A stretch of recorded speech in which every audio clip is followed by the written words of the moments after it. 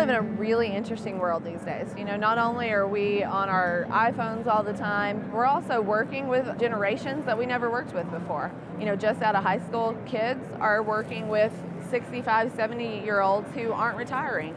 And as a young doctor coming into that practice, sometimes that trust can be really hard to establish because they look at you and say, I've been doing this for 30 years. Why should I listen to you? How do you know that what you're saying is what we really need to do when you've never done this before, or when it's completely different than the person who was there before you? You know, if it's an established practice and you have an established staff, you're probably going to get a little comparison. You're going to get the, well, Dr. Smith did it this way, why are you doing it that way? You've got to come in and have an air of confidence, but not cockiness. You need to be able to realize that your ways may be different, but that doesn't mean they're wrong. Also, knowing that the ways that they did it before may be better than yours, and you should have some open ears and really sit down with your staff and use those people as resources, not as your enemies or as somebody that you've got to win over.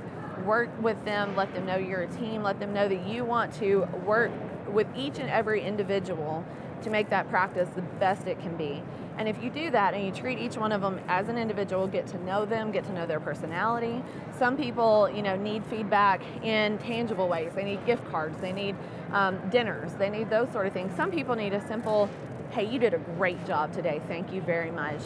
Some of that has to do with generations, and some of it just has to do with personality, but you've got to be able to relate to your patients and to your staff and really, you know, get into how can I make a connection with you? And if we make that connection, then we're going to make a strong practice. And it's not going to matter that we're young. It's not going to matter that we haven't done this before, because they're going to buy in and they're going to believe. And if we do make a mistake, we make it together and we'll fix it and we'll grow and we'll learn.